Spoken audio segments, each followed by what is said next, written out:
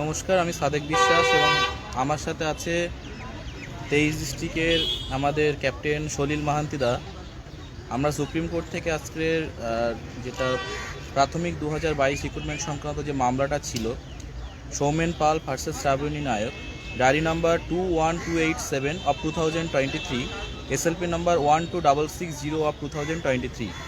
এই মামলার পরিপ্রেক্ষিতে আজকের টোটাল আপডেট নিয়ে এবং রিক্রুটমেন্ট সংক্রান্ত ও প্যানেল সংক্রান্ত 2022 নিয়োগের প্যানেল সংক্রান্ত আপডেট নিয়ে আজকের সুপ্রিম কোর্ট থেকে দেখতে পাচ্ছ, সুপ্রিম কোর্ট থেকে আমরা লাইভ করছি। আজকের মামলার বিস্তারিত একটা জিস্ট সামারি আকারে আমাদের সলিল মাহান্তিদা প্রথমে বলে দিচ্ছে বিষয়টা। দাদা বলো। আচ্ছা, আমাদের দীর্ঘদিনের লড়াই প্রথমেই মানে শুভেচ্ছা জানাচ্ছি যারা চাকরি পাচ্ছে তাদেরকে। এতদিনের লড়াই প্রায় 6 বছরের প্রতীক্ষা শেষ হতে চলেছে এখনও পর্যন্ত। এই মুহূর্তে প্রায় 3টে বাজে বেলা। এই 29 তারিখে 3টের সময় এই লড়াইটা একটা চাঙ্কের একটা সংখ্যার শেষ হতে চলেছে। এটা আমরা শুরু করেছিলাম বহু আগে, মানে আমাদের 23 জেলা ফর্ম তো হয়েছে একটা সময়, ফর্মেরও আগে কিছুজন সেখানেও থেকে সেভাবে লড়াই শুরু হয়েছে। সে অত ডিটেলস আমি এখানে যাচ্ছি না, যারা আসো তারা হয়তো জানো। 23 জেলা হওয়ার পরও এই 17 টেটদের, আমি 17ই এখানে ধরছি, যদিও এই প্যানেলের মধ্যে 14 বন্ধুরাও আমার অনেকে চাকরি পেয়েছে, কিন্তু আমি একজন 23 জেলার প্রতিনিধি হিসেবে বলছি আজকে আমি এবং সাদেক দুজনাই যে আমরা এই লড়াইটা বহুদিন আগে থেকে শুরু করেছিলাম। এবং আমার যে হাজার হাজার যে আমার বন্ধু বা যারা লাইভ দেখবেন তারা আমাদের এই লড়াইয়ের মোটামুটি কম বেশি সকলেই সাক্ষী। সে আমাদের পরীক্ষা নেওয়ার আন্দোলন হোক, আমাদের পরীক্ষার পরে রেজাল্ট বেরোনোর আন্দোলন হোক, কিংবা আমাদের রেজাল্টের পর নোটিফিকেশনের আন্দোলন হোক, আন্দোলন করে আমরা রেজাল্ট পেয়েছি, নোটিফিকেশন বের করেছি। যেটা প্রাথমিক কাজ, একটা রিক্রুটমেন্ট হওয়ার জন্য প্রথম যেটা কাজ হয় সেটা তার নোটিফিকেশন, বিজ্ঞপ্তি দরকার হয় যে এতজনকে চাকরি দেবো এটসেট্রা এটসেট্রা, সেটা আমরা এইভাবে পেয়েছি। তারপর সেই বিজ্ঞপ্তির পর আমরা যখন ইন্টারভিউ দিচ্ছি, ইন্টারভিউ চলাকালীনই আমাদের হঠাৎ করে একটা কি করে ভূঁইফোড়, বিভিন্ন একের পর এক নানান রকম ঝড় ঝাপটা আমাদের আসা শুরু হলো। আমাদের নোটিফিকেশনের পর হঠাৎ করে চলে এলো সিটেট, ইন সার্ভিস থাকছিল, এবং এই 2022 যেটার জন্য আজকে আমাদের এই বিশেষ করে এই লাইভটা করছি যে এইখান থেকে, এছাড়া ডিএড বিএডের আমরা করছি, সমস্ত কিছু করেছি। এই কেসগুলো নিয়ে এত ডিটেলসে আমি আজকে যাব না, আমি হয়তো একটু আবেগপ্রবণ হয়ে যাচ্ছি আজকে। তো এই এত দীর্ঘদিনের লড়াইটা আজকে finally it comes to an end, শেষ হওয়ার দিকে আমরা এসেছি। কিন্তু শেষ হওয়ার পরেও কিছু বাকি থেকে যায় আর কি। শেষ হলেও শেষ হয়ে যায় না, যেরকম রবীন্দ্রনাথ ঠাকুর বলেছেন শেষ হয়েও হইল না শেষ, সেরকমই কিছু জিনিস এখানে থেকে যায়। সেটা এই জাজমেন্টটার উপর ডিপেন্ড করছে যে আজকের জাজমেন্টটা কি হয়েছে। আমরা আজ প্রাথমিকভাবে আজকে বোর্ড যে এফিডেভিটটা দিয়েছিল সেই এফিডেভিটের উপরে আজকে এই হিয়ারিংটা ছিল। আর এফিডেভিটটা ছিল স্টে ওঠানোর জন্য একটা এফিডেভিট বোর্ডকে দিতে বলেছিল। 5-6টা পয়েন্ট জানতে চেয়েছিলেন জাস্টিস হিমা কোহলি, সেই পয়েন্টগুলো বোর্ড এখানে সাবমিট করেছে। সেই সাবমিটের আধারে স্টে ওঠা যাবে কি না, প্যানেলটা বেরোবে কি না, বা কী হবে, সেই সমস্ত কিছুর উপর আজকে হিয়ারিং মূলত হয়েছে। আমাদের তরফ থেকে যাতে আমাদের কোনো ক্ষতি না হয় বা যাতে প্যানেল অক্ষত থাকে তার জন্য যা যা করার সমস্ত কিছুই করা হয়েছে। আগে বলে দিই যে এফিডেভিটে কী আছে বা এফিডেভিটে কী ছিল। মোটামুটি কম বেশি সকলেই জানো, বিভিন্ন গ্রুপ যারা এই মামলার সাথে যাদের যুক্ত আছে তাদের প্রত্যেকের এওআর অ্যাডভোকেট অন রেকর্ড প্রত্যেকের কাছে এই এফিডেভিট গেছে। এটা লিগাল প্রসেসেই যায়, এটা কোনো চুরিদারি করে পাওয়া নয়, নর্মালি যেতে হয় যায় এটা। এবং সেখান থেকে বিভিন্নজন তাদের বিভিন্ন কাছের জনকে দেখে দেওয়া বা হয়েছে না হয়েছে এগুলো আসছে। আমাদের কাছেও বিভিন্ন স্ক্রিনশট এসেছে, আমরা জানি কীভাবে এটা হচ্ছে, কিন্তু আমরা তখন ডিসক্লোজ করিনি, এখন করছি। আমরা বলেছি এফিডেভিটে কী আছে। এফিডেভিটে বোর্ড দেখাচ্ছে যে 11,200টি আমার এখানে অ্যাপ্লিক্যান্ট আছে। আমার নোটিফাইড ভ্যাকেন্সি ছিল 11,765। আমি অ্যাপ্লিক্যান্ট পেয়েছি, আমি ইন দ্য সেন্স বোর্ড, আমি প্রার্থী পেয়েছি, অ্যাপ্লিক্যান্ট পেয়েছি 11,200। এখান থেকে বোর্ড 9,500 মতো ধরো চাকরি দিচ্ছে। 9,500 কীভাবে? বোর্ড এখানে 5%কে ইনক্লুড করে, যে নন জয়নিং যেটা হয় 5%, সেটাকে ইনক্লুড করে বোর্ড 9,500, আমি খুচরোগুলো আর বলছি না, নিয়ে ধরো একটা প্যানেল বানিয়েছে। তার মধ্যে 9,250 মতো ধরে নাও বোর্ড ইনস্ট্যান্ট চাকরি দিচ্ছে, আর 288-90 জন মতো যারা এই নন জয়নিং, মানে এখানের এই 9,250-এর মধ্যে যেভাবে জয়েন করবে না সেইভাবে এখান থেকে গিয়ে তারা জয়েন করবে। তাহলে প্রাথমিকভাবে ইমিডিয়েট যদি পাওয়া বলতে পারো তাহলে 9,250 জন মতো এইখানে চাকরি পাচ্ছে। 1 নম্বর কথা। 2 নম্বর কথা হচ্ছে তাহলে আমার 200 যে আমি অ্যাপ্লিকেন্ট বললাম, তাহলে আমার বাকিদের কি হলো? 11,000। এই বাকিটাকে বোর্ড লিখেছে unabsorbed, those who are not absorbed. ঠিক আছে, আনঅ্যাবজর্বড বলছে এদেরকে। আগে যেমন সম্ভবত নট ইনক্লুডেড বলতো, সেরকম সম্ভবত এটাকে একটা নতুন টার্ম বোর্ড আবিষ্কার করেছে, আনঅ্যাবজর্বড। এরা কিসের ভিত্তিতে এতজন আনঅ্যাবজর্বড হলো? বোর্ডের সাবমিশন বা বোর্ডের আর্গুমেন্ট, বোর্ডের ভিউ থেকে আমরা যা জানছি যে এরা নাকি মেরিট লিস্টে আসতে পারেনি। আমার যা ভ্যাকেন্সি আমি সব দিয়ে দিয়েছি, সেই মেরিট লিস্টে এরা আসতে পারেনি। তাহলে এতগুলো ভ্যাকেন্সি আমার কোথায় গেল? আমার যদি 9,000 9,200 যদি আমি ধরি, তাহলে আমার 11,765 নোটিফাইড ভ্যাকেন্সি, তাহলে আরও 2,500 ভ্যাকেন্সি আমার কোথায় গেল? আমার 2,500 ভ্যাকেন্সি কোথায় গেল? এটা বোর্ড বলছে যে এই যে ভ্যাকেন্সিগুলো আমি ফিল আপ করতে পারিনি, তার কারণ হচ্ছে এটার মধ্যে ম্যাক্সিমামই আদার্স মিডিয়াম আছে। আমাদের যেমন বাংলা মিডিয়ামে মূলত বেশি সিট থাকে, বাংলাভাষী আমরা বেশি, সেখানে Hindi, Urdu, Nepali, English etcetera etcetera আছে। সেই মিডিয়ামের পর্যাপ্ত ক্যান্ডিডেট পাওয়া যায়নি প্রথমত। আর দ্বিতীয়ত হচ্ছে, তাহলে পর্যাপ্ত ক্যান্ডিডেট পাওয়া গেল মানে ওই সিটগুলো ফাঁকা গেল। 500, 700, 800, 1000 যায়, সেটা এক্সাক্ট ফিগার জানি না, সেই সিটটা ফাঁকা গেল। আর ওদিকে এসসি এসটি সিট, যেটা এসসি এসটি সিট কনভার্ট হবে না, কনভার্ট করা যায় না, তাহলে এসসি এসটি সিট ফাঁকা গেল। এটা হচ্ছে বোর্ডের সাবমিশন, যে আমার তাহলে তার জন্য এখানে ফাঁকা থেকে যাচ্ছে, আমি এখানে দিতে পারিনি। কিন্তু আমাদের একটা নর্মাল হিসাব বলছে যে এসসি এসটি এবং শুধু মিডিয়াম নিয়ে এতগুলো সিট থাকবে না। সম্ভবত বোর্ড এখানে কোনোভাবে কিছু এদিক ওদিক সিট কিছু রেখেছে, এক্সাক্ট আমি জানি না কীভাবে করেছে, কত করেছে, বা আমরা কেউই জানি না। কিন্তু আমাদের একটা নর্মাল হিসাব বলছে যে এখানে বোর্ড প্রপার নিয়োগ করলে হয়তো আরও 400-500 সিট সম্ভবত হয়তো পেলেও পাওয়া যেতে পারতো। এটা মাননীয় সভাপতি মহাশয়ের প্যানেলটা কিন্তু খুব নিখুঁত বানিয়েছেন, এটা নিয়ে কোনো সন্দেহ নেই। প্যানেলটা যথেষ্ট ল পয়েন্ট মেনে, যা যা মেনে করার তাই প্যানেল হয়েছে। এক্সাক্ট সিট কীভাবে কী ইয়ে হয়েছে সেটা আমরা এখানে এত ক্লিয়ার বলতে পারছি না, কিন্তু সম্ভবত কিছু সিট হয়তো এদিক ওদিক হতে পারে। এটা আমাদেরই অ্যাকচুয়ালি ব্যাপার হচ্ছে, আমাদের তো যতগুলো পাই আমরা ততই ভালো। আমরা সবসময় চাইবো যে আমাদের ছেলে মেয়ে আরও বেশি চাকরি পাক। সেই পার্সপেক্ট থেকে আমার মনে হচ্ছে যে আরও কিছু সিট হয়তো হতো, কারণ 2,500 সিট এতগুলো এই শুধু আদার্স মিডিয়াম এবং এসসি এসটি হবে, এটা একটু কীরকম লাগছে। কিন্তু বোর্ডের সাবমিশন হিসাবে আমি বলছি, কোর্টে যেটা হলো যে তাহলে এই সিটগুলো হচ্ছে নন কনভার্টেবল, এটা যাচ্ছে না, এসসি এসটিতেও কনভার্ট করা যাবে না এবং আদার্স মিডিয়ামটা কনভার্ট করা যাবে না। তাহলে এই সিটগুলো থেকে যাচ্ছে। এখন আজকে তাহলে স্টেটা কীভাবে ওঠা হলো? আজকে আমরা এটা জানতাম, আমরা ইনফ্যাক্ট আমাদের লয়ারদের সাথেও কথা বলেছিলাম যে স্যার এনারা স্টে তুলব বলছেন, কিন্তু আমাদের বিবাদী পক্ষ তারা নিশ্চয়ই বলবেন যে আমাদের জন্য কী থাকবে, কারণ সাবমিশনে 20-22-এর জন্য কী থাকবে সেটা কিন্তু কোথাও বলা হয়নি, কোনো জায়গায় লেখা ছিল না। এখানে যথারীতি 20-22 তারা তাদের উকিল এটা আর্গুমেন্ট করেছেন যে তাহলে আমার স্টে উঠে গেলে আমার ছেলেমেয়েরা কী পাবে, আমরা কি করব? তখন সেখানে বলা হয়েছে যে আমি এই যে সিট কেটে দিয়েছি, এই সিটগুলো আমার ওখানে থাকছে এবং ওখানে দেওয়া হবে। যথারীতি এই পয়েন্টটি ওদের তরফ থেকে ওনাদের উকিল পাটোয়ালি স্যার তুলেছেন যে এগুলো তো সবই আদার্স মিডিয়ামের সিট এবং এসসি এসটি সিট, এগুলো তো কনভার্ট করা যাবে না, তাহলে কী হবে?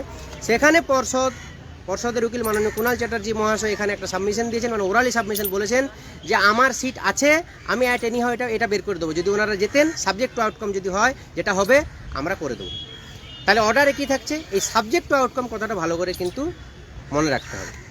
আমরা অর্ডার কপি এখনও হাতে পাইনি, অর্ডার কপি হাতে পেলে আরও মাইনিউট ডিটেলসে আমরা যাবো, আরও বুঝতে পারবো। একটা বিভিন্ন উকিলের সাথে আমরা এপক্ষ ওপক্ষ সমস্ত উকিলের সাথে আমরা কথা বলে যেটা আমরা পেয়েছি, তাতে হচ্ছে যে এটা টোটাল যে প্যানেলটা বেরোচ্ছে এবং যে 2000 এর উপর একটা সাবজেক্ট টু আউটকাম থাকছে, মানে 20-22-কে বলেছে যে এখন ইমিডিয়েট ওদের 6 সপ্তাহের মধ্যে ইন্টারভিউটা আপনি নিয়ে রেখে দিন।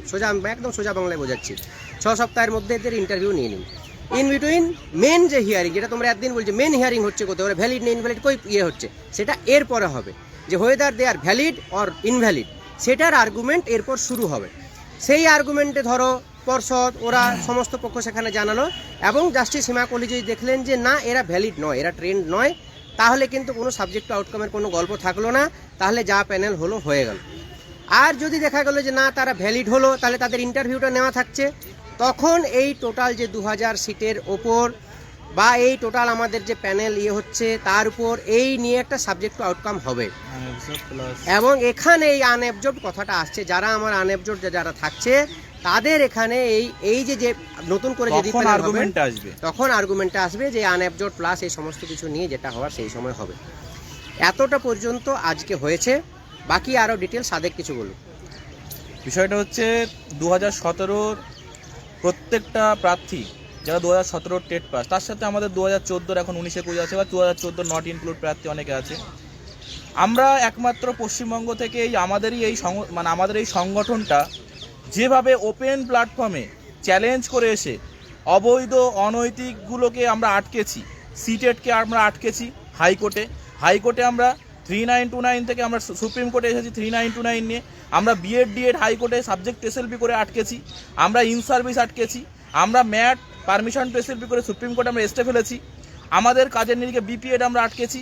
যারা অ্যাকচুয়ালি বৈধ, যারা অ্যাকচুয়ালি প্রপার গাইডেন্সে বৈধ, যারা উপযুক্ত লিগাল, তারাই কিন্তু কোর্টের মাধ্যমে কিন্তু রায় পেয়েছে যে তারাই একমাত্র বৈধ। এরকম এনআইএস এটা কোর্টের ব্যাপার, এটা সুপ্রিম কোর্ট থেকে তাদেরকে অবৈধ হিসাবে বিবেচিত করেছে। এখানে আমরা এনআইএসের ব্যাপারটা নিয়ে ডিসক্লোজ করছি না।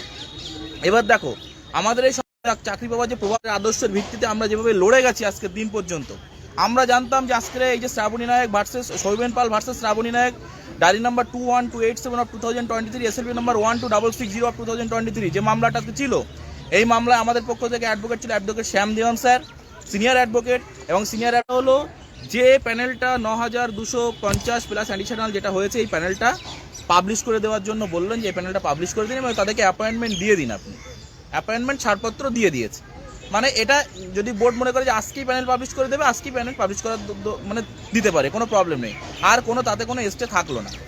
2 নম্বর পয়েন্ট কী হলো, 2 নম্বর বিষয় হচ্ছে এই যে 2000 সিট কেটে রাখা হচ্ছে, এই বিভিন্ন ক্যাটাগরি বিভিন্ন মিডিয়াম হেন আছে, তাহলে তখনই আমাদের যে যারা রেসপন্ডেন্ট পার্টি, মানে অ্যাকচুয়ালি যারা সৌমেন পাল পার্টি, যারা সৌমেন পাল, তারা বললো, তাদের অ্যাডভোকেট বললো, পাটোয়ালিয়া স্যার বললেন যে তাহলে এরা তো মিডিয়াম আছে এই ক্যাটাগরি, তাহলে আমাদের বেঙ্গলি মিডিয়ামের ছেলে মেয়ে পাল। তখন বোর্ডের lawyer mister Kunal Chatterjee sir বললেন আমি দিয়ে দেবো, মানে জাস্ট আমি 2000 সিট দিয়ে দেবো। কোথার থেকে দিয়ে দেবে, কীভাবে অ্যারেঞ্জ করে, সেটা বোর্ডের পার্সোনাল ব্যাপার। আমরা চাই সবাই চাকরি পাক, যারা আছে যদি তারা চাকরি পায় তো তারা চাকরি পাক, কিন্তু এই আনঅ্যাবজর্ব ক্যান্ডিডেট যারা পড়ে আছে বা যারা এই 2020-22 যারা আছে, 20-22দের ইন্টারভিউ নিতে বলেছে। যদি এবার ফাইনাল আর্গুমেন্ট হিয়ারিংয়ের এনসিটির গাইডলাইন বা 2016 প্রাইমারি রিক্রুটমেন্ট রুলস, যেটা 2020 অ্যামেন্ডমেন্ট হয়েছিল, টোটাল রুলসের ভিত্তিতে এরা এলিজেবল বলে গণ্য হয় in the date of recruitment notification, minimum qualification তারা অ্যাকোয়ার করতে পারেনি। অনেক কারণ আছে, ডিভিশন বেঞ্চে যাচ্ছে সুব্রত আলোচনা, সুপ্রতিম ভট্টাচার্যের অর্ডার কপিটা দেখে নিও, সে তার ভিত্তিতে এই যে বিষয়টা হবে, তারা যদি এলিজেবল হয় তাহলে তাদের নিয়ে এবং আনঅবজার্ভকে নিয়ে টোটাল আর যে 2000 যে সিট থাকবে, এই 2000 সিটের ওপর একটা মেরিট লিস্ট হবে, এটা হচ্ছে বিষয়। তাহলে আজ থেকে এই যে প্যানেলটা হয়েছে, যে ড্রাফট প্যানেল, এই প্যানেলের ওপরে কিন্তু কোনো আর এসটে লাগু থাকলো না। প্যানেল বার করে দেওয়ার প্রভিশন আছে বোর্ডকে, এটা যে কোনো সময় প্যানেল বের করে দিতে পারে। তাহলে ব্যাপারটা কি, ব্যাপারটা তারপরে একটা জায়গায় এসে যায়, সেটা হচ্ছে টোটাল বিষয়টা একটা সাবজেক্ট টু আউটকাম রেখে দিয়েছে, যে যদি আমরা এটা হয়, তার জন্য কিন্তু দেখো বোর্ড এখানে যে টোটাল যে 11,765 টোটাল যে বেঙ্গলি মিডিয়াম সিট টোটাল কিন্তু কনভার্ট করেনি, এর মধ্যে কিছু সিট কিন্তু আছে বেঙ্গলি মিডিয়ামে, 500-700 হলেও আছে, যেটা বোর্ড রেখে দিয়ে আমাদের হিসাব বলছে, আমরা যদি ভুল না হয়। তাহলে এবার বোর্ড 2000 সিট কিসে দেবে, কি বৃত্তান্ত দেবে, সেটা সুপ্রিম কোর্ট যদি অর্ডার দিয়ে দেয়, 2000 সিট দিতে হবে এদেরকে।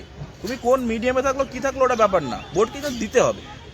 এটা আমি আর সলিলদা বলে এসেছি, এখানে যা অবজারভেশন আমরা যা লয়ারদের সাথে কথা বললাম সেই তার ভিত্তিতে বলছি।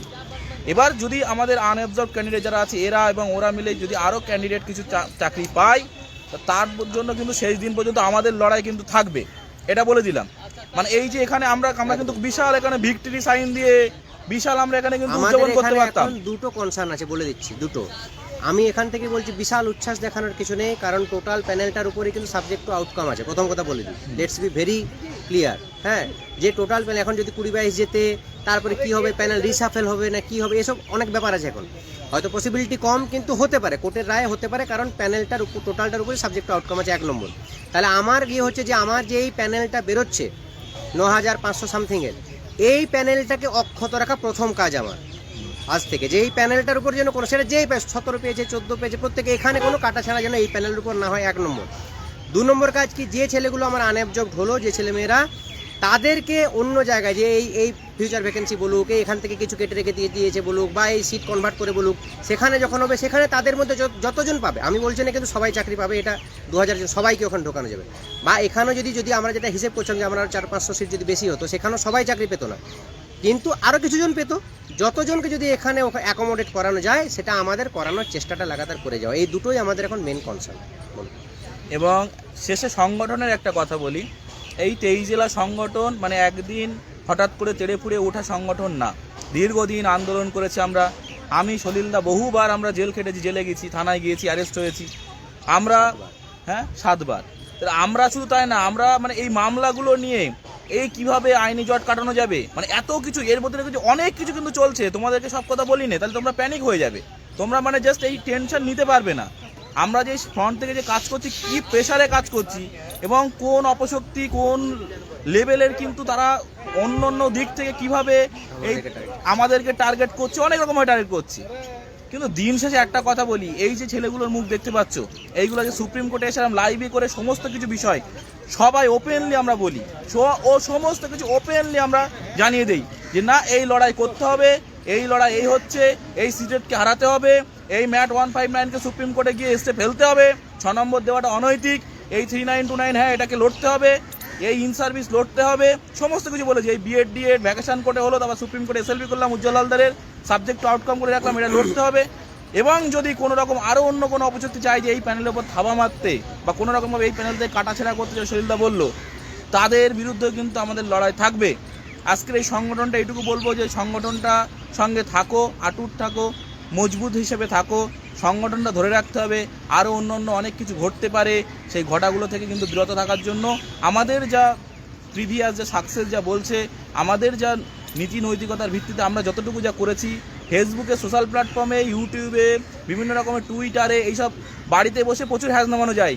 সুপ্রিম কোর্টে এসে মামলা লড়া, মামলা ব্রিফ বোঝানো, তাদের এভিডেভিট কী দিয়েছে, counter affidavit, rejoinder affidavit, additional document কী দিয়ে সমস্ত বিষয়গুলোকে নিয়ে প্রেজেন্টেশন করা, এবার তার মধ্যে হাজারো ফোন, সারাদিন ফোন, SMS, এইসবগুলো মেনটেন করা, 23টা জেলার সংগঠন চালানো, 23টা জেলার গ্রুপ চালানো, স্টেট লেভেল অ্যাডমিন প্যানেল চালানো, দীর্ঘদিন অন্যান্য গ্রুপের সাথে মানে অ্যাকোমোডেট করা, তাদের সঙ্গে কথাবার্তা বলা, বিশাল পরিমাণে চিন্তা আমাদের, এত টেনশন, এত লেভেলের, এত মানে আমরা কমপ্লিকেটেড হয়ে যাচ্ছি, মানে এত বিষয়গুলো নিয়ে ভিতরে ঢুকে যাচ্ছি আমরা, আর এইসব নিয়ে আমাদের প্রচুর দুশ্চিন্তার কোনো শেষ নেই। আজকে আর কথা বলে দিই 23 জেলার সপক্ষে। এখানে আমি আর সাদেক এসেছি, বা বরাবরই এই কদিন আমরা আসছি, মাঝে সাদ্দাম এসেছিল। এখানে সাদ্দাম নেই, মুস্তাক নেই, অর্ক নেই, শ্রাবণী নেই, প্রতাপ নেই, হাসান শামীম, আজকে সবার নাম নেব, হাসান শামীম নেই, রাহুল বাদশা নেই, মুস্তাক আহমেদ নেই, উদ্ভব নেই, মণিদীপা নেই, তৃষা নেই, মানে অনিমেষ নেই, প্রত্যেকে নাম নেবো বলছে এই কারণে, হ্যাঁ উৎপল নেই, প্রত্যেকে। এই লড়াইটায় আমরা দুজন সামনে থেকে আমাদেরকে দেখা হয়, তার মানে আমরাই কিন্তু সামনে নেই। যেমন একটা বিল্ডিং যখন খাড়া হয়, তো বিল্ডিংটা উপরে যতটা থাকে তার ভিতটা নিচে থাকে। ভিতটা হচ্ছে এই জেলা গ্রুপ, ভিত হচ্ছে এই প্রত্যেকটা জেলার ছেলে, প্রত্যেকটা ওখানে বর্ধমান জেলায় আশিকুর লড়ছে, তো মুর্শিদাবাদ আরও কেউ খাটছে, তো দিনাজপুর আরও কেউ খাটছে, প্রত্যেকটা জেলার বিভিন্ন অ্যাডমিনরা খাটছে বলেই আজকে এই জায়গায় আমরা এসেছি। এর সাথে একটা কথা খুব ক্লিয়ারলি বলে যে আমি সব দিন স্পষ্ট কথা বলতে পছন্দ করি, আমার যে বন্ধুরা এখান থেকে বাদ গেল, কিছুজন বাদ যাচ্ছে, সবার চাকরি একদম হবে তা নয়, কিন্তু আরও কিছুজন হয়তো হবে, এটা আমরা এক্সপেক্ট করেছিলাম। আমাদের ক্যালকুলেশনে একটু ভুল হয়েছিল। ক্যালকুলেশনটা আমরা ভেবেছিলাম যে 10,300, 10,400, 10,500 মধ্যে ক্যান্ডিডেট থাকবে, যেটা মোরলে সবাই তাই ভেবেছিল আর কি, জেলা গ্রুপও সবাই ভেবেছিল, আমরাও ভেবেছিলাম। সেখানে ক্যান্ডিডেট হয়ে গেছে 11,200, মানে আমাদের হিসেবের থেকে 1000 খানিক ক্যান্ডিডেট বেশি হয়ে গেছে। এখানে একটু প্রিভিয়াস করি, 1.5 লাখ ক্যান্ডিডেট ছিল, হ্যাঁ, সেখান থেকে 11,000-এ আমরা নামি। আমি আমাদের যে ক্যালকুলেশনটার কথা বলছি, আমাদের ক্যালকুলেশনটা ওইখানে একটু ভুল হয়ে গেছে আমাদের, এটা আমি স্বীকার করছি যে আমরা অত বুঝতে পারিনি যে মাঝে এতজন আছে বলে। তবুও আমি হিসেব করে দেখেছি আমার 17 ছেলে মেয়ে এখানে মোটামুটি 500 থেকে 600 জন বাদ গেছে, খুব বেশি জন 17 থেকে যায়নি এখানে বাদ, আমি যতটুকু দেখেছি, আমি যতদিন দেখেছি। এবং ইন্টারভিউর প্রসঙ্গে বলি, আমি যা খবর পেয়েছি, ইন্টারভিউতে কম বেশি সবাইকেই ভালো নাম্বারই দেওয়া হয়েছে, সবাইকেই ভালো নাম্বার। প্যানেল যখন পেয়ে যাবে হাতে, তখন তুমি অবাক হয়ে যাবে তুমি কত ইন্টারভিউ এক্সপেক্ট করেছিলে। হ্যাঁ, কিছুজন আছে, যেমন আমাদেরই একজন অ্যাডমিন আছে, সে কম পেয়েছে, তা মানে যা পেলাম যে সে কম ইন্টারভিউতে কম পেয়েছে।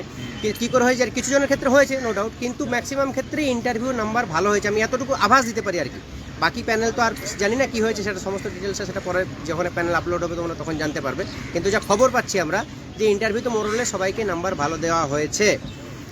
এইবারে বাকি তো খানিকটা কপাল, খানিকটা বাকি লড়াই করে আরও কতজনকে পুশ করতে পারবো আমরা, সেই চেষ্টা আমরা করে যাব। এমনি কিন্তু সলিল মাহান্তি, সাদেক বিশ্বাস বা আমার 23 জেলা তো এই অ্যাটমসফিয়ার আমি কোনোদিন হতে দিইনি যে নিজে বাঁচলে বাপের নাম, তা কিন্তু নয়। যদি নিজে বাঁচলে বাপের নামই হতো, তাহলে কিন্তু এখানে বিশাল চিৎকার করে উচ্ছ্বাস করে আমি এই লাইভটা করতাম, কারণ আমার জীবনের ইচ্ছে ছিল যে 6 বছরের লড়াইয়ের পর, এবং এই লড়াইটা আমি খুব গ্রেটফুল এবং আমি খুব থ্যাঙ্কফুল উপরওয়ালার কাছে যে এই লড়াইয়ে আমি কিছুজন মানুষ পেয়েছি, কিছু অনেক খারাপ মানুষও পেয়েছি অবভিয়াসলি, কিছু মানুষ পেয়েছি যাদেরকে আমি নির্দ্বিধায় বিশ্বাস করি, এবং যারাও আমাকে নির্দ্বিধায় মানে আমাকে স্বীকার করে নিয়েছে, আমাকে চলে যে হ্যাঁ বলছে মানে ঠিকই বলছে, তার মধ্যে একটা এই মানুষটা সাদেক বিশ্বাস, ও কখনো ও এমন কিছু বলেনি বা এমন কিছু করেনি যেটা ট্র্যাক থেকে ভেঙে কিছু হবে।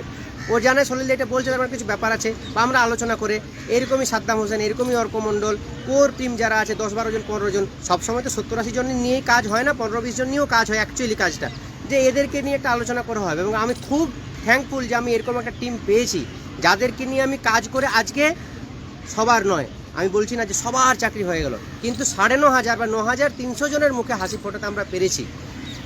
আমার 9,896 জন 17 ইয়েতে পাস করেছিল, 9,896 জন পাস করেছিল। আমার 9,300 জন এখানে চাকরি পাচ্ছে, তার মধ্যে কিছু 14 অবভিয়াসলি ঢুকছে। যতটা ম্যাক্সিমাম হয় আমরা করার চেষ্টা করি, যতটা এফোর্ট দেওয়ার হয় আমরা দিয়েছি। আনঅ্যাবজর্বডের জন্য কালকো উকিলদের সাথে আমরা যা করা, যে একটা যেন উইন্ডো থাকে সেটা আমরা যতটা যা করার করেছি। বাকি লড়াই আর এত ডিটেলস এখানে বলছি না, সেগুলো অবভিয়াসলি হাইকোর্ট সুপ্রিম কোর্টে যা লড়াই হবে সেটা করতে হবে। আমরা পাশে আছি, আমরা কাউকে ছেড়ে যাচ্ছি না। লিগেল যারা পাওয়ার তাদের কাউকে ছেড়ে আমরা কখনো যাইনি, কখনো যাব না, এতটুকু বলি। আমার বলার এতটুকু যে কদিন আছে, আর কিছুদিন হয়তো এই সংগঠনটা কাজে লাগবে, সেই কদিন সবাই পাশে থেকো, সবাই ভালো থেকো। আর একটা কথা বলে দিই এই প্রসঙ্গে, ব্যক্তিগত জিনিস নিয়ে একটা কিছু ক্রপ করে কিছু জিনিস আমার সাথে আমাদের ইয়েতে এসেছে দেখলাম, এগুলো খুব বোকামির পরিচয়। প্যানেলটা যদি কেউ হাতে পাও, যে পেয়েছে জানি না কে কোথা থেকে কি ছড়াচ্ছে, প্যানেলটা হাতে পেলে বুঝবে যে প্যানেলটার মধ্যে ওরকম ভুল কিছু নেই। বাকি তোমরা সমঝদার, ট্রান্সপারেন্সি রেখে প্যানেল তোমরা হয়েছে সমঝদার। এবং সবচেয়ে দেখো কষ্টর একটা জায়গা আছে, আমাদের খুব মানে কাছের যারা 23 জেলার অ্যাডমিনের মধ্যেও কিন্তু বাদ দিয়েছে, ঠিক আছে। তার মধ্যে আমাদের অরিজিৎ মান্না হুগলির বাদ গিয়েছে, নাসিরউদ্দিন দা, তার মধ্যে মালদার নাসিরউদ্দিন দা বাদ গিয়েছে, তার মধ্যে পিন্টু কর্মকার একজন মালদার বাদ গিয়েছে, অসীমদার ওয়াইফ বাদ গিয়েছে, যারা একদম পুরো আমাদের সঙ্গে ওতপ্রোতভাবে ছিল। আমরা চেয়েছি সবাই যেন মোটামুটি চাকরি পায়, তার জন্য যতটা যা করার সেটা করেছি। লড়াইটা তো একটু আধ ছিল না, অনেক কঠিন লড়াই ছিল, অনেক কঠিন লড়াই।